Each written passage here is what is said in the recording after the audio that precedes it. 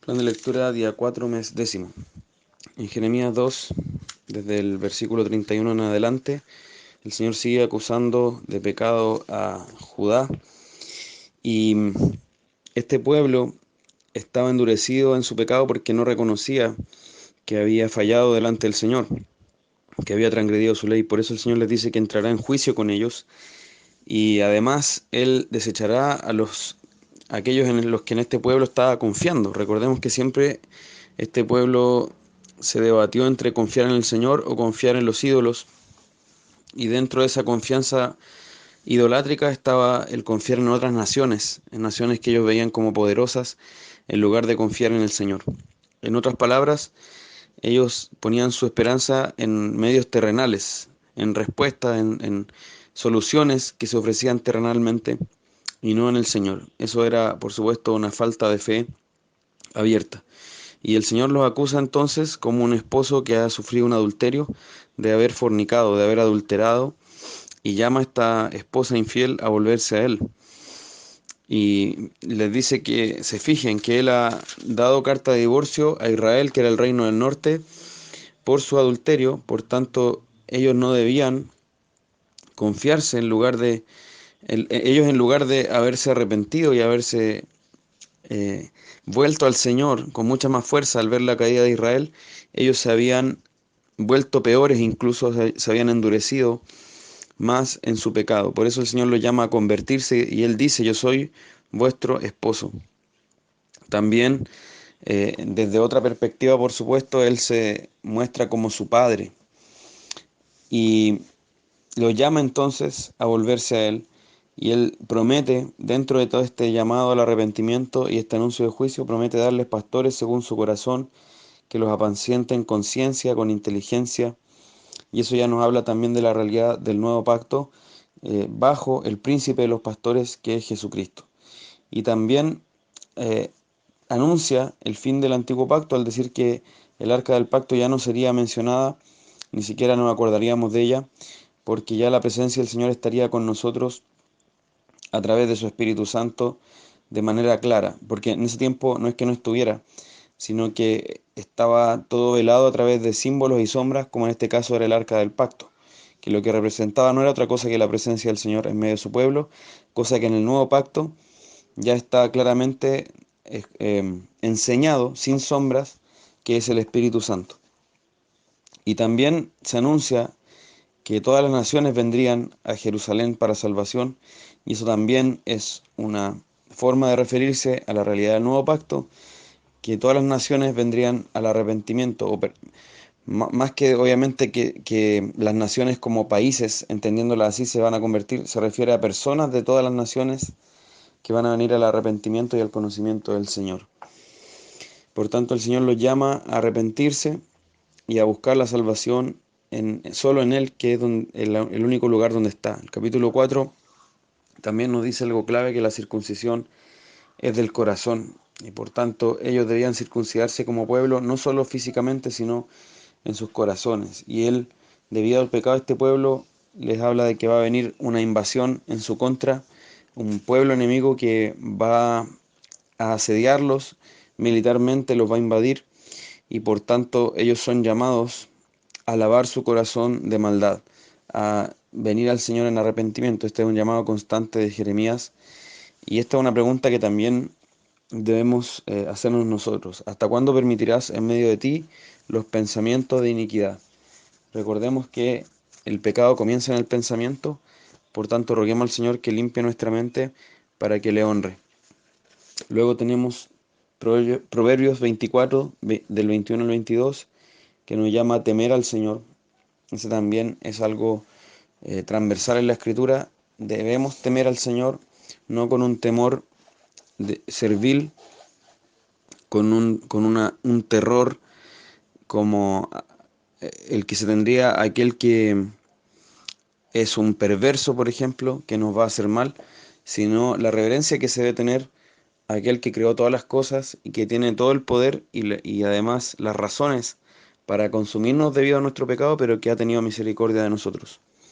Y también nos llama a temer al rey, en este caso a las autoridades civiles, a no ser revolucionarios entendiendo esto como las insurrecciones que el mundo levanta, sino a obedecer al Señor, por supuesto, y a obedecer también a las autoridades civiles, salvo que ellas nos pidan algo que implique desobedecer o deshonrar al Señor.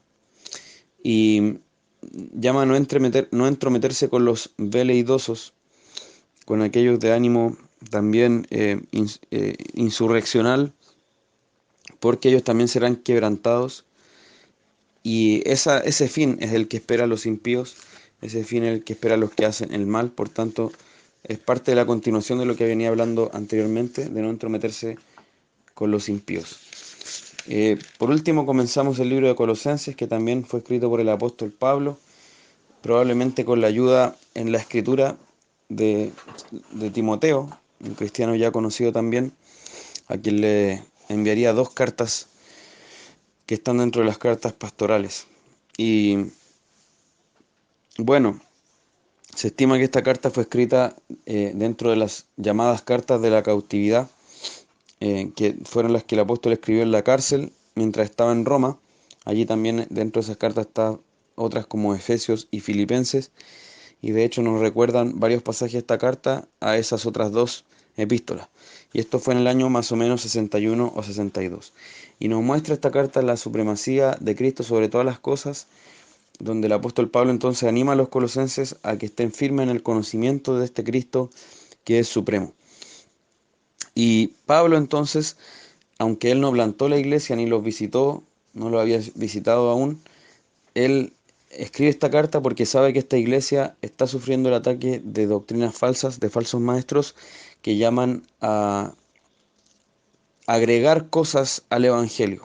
Le agregan rituales, le agregan una religión externa de ceremonias, de ritos que hay que cumplir, de reglas que hay que cumplir, que están por sobre el evangelio. Y eso entonces es algo que amenaza la suficiencia de Cristo, de la salvación que se encuentra solo por la fe en Él.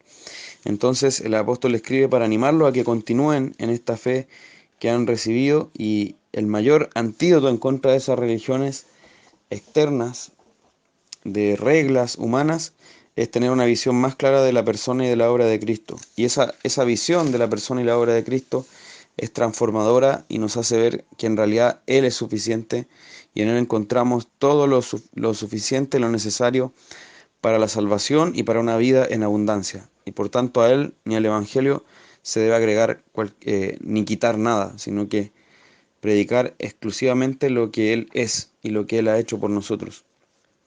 Entonces, el apóstol Pablo, tal como ha dicho a los filipenses, nos recuerda mucho el inicio de esa carta, lo que vemos aquí en Colosenses, que él ora en todo momento por los de Colosas, y elogia también el amor que tienen, la fe que tienen, el amor que tienen entre ellos, y dice que entonces estos creyentes han sido famosos por esa comunión que tienen, ese fruto que están llevando en el conocimiento del Señor.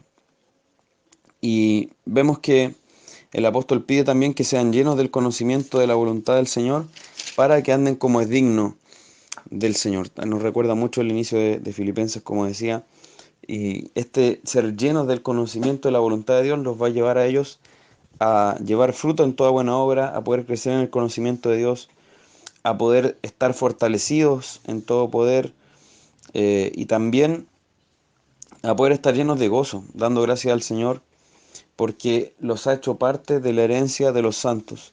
Fijémonos que acá también se nos dice que el Señor nos trasladó desde el reino de las tinieblas en el que estábamos al reino de su amado Hijo. ¿Y cómo nos trasladó? Por medio de la redención que Cristo consiguió para nosotros por su sangre, el perdón de pecados que Él obró para nosotros por su sangre.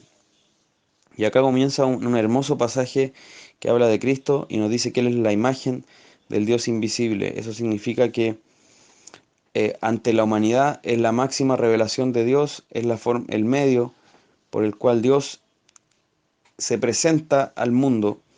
Y por eso también entendemos el mandamiento de no hacernos imagen, porque Cristo es la imagen del Dios invisible, la imagen fiel a la que nosotros debemos mirar. Y es el primogénito de la creación. Eso significa que tiene autoridad sobre la creación, no que Él fue el primer, el primero en ser creado, ya que en el versículo siguiente justamente dice que en Él fueron creadas todas las cosas, es decir, Él es creador, no creado. Todo dice fue creado por medio de Él y para Él. Entonces Él no está dentro de las cosas hechas, porque Él es antes de todas las cosas en Él subsisten. Por tanto, lo que vemos acá es claramente una presentación de Cristo como Señor, como Creador, como el sustentador de todas las cosas. Él es la cabeza de la iglesia. Nuevamente se señala esta realidad que es clave en las epístolas de Pablo. Y el Señor dice que hace habitar en Cristo toda su plenitud, es decir, toda la esencia, el ser de Dios habita en Cristo y Él, entonces por medio de Él fueron reconciliadas todas las cosas, como nos enseñaba Efesios 1 también, las que están en los cielos como las que están en la tierra, y por medio de la sangre de la cruz entonces se ha hecho la paz. Por eso también, como decía en Efesios, Él es nuestra paz. Por tanto, detengámonos en estas palabras y veamos la gloria de Cristo y reflexionemos también en la inmensidad, la majestad de nuestro Salvador. Que el Señor les bendiga.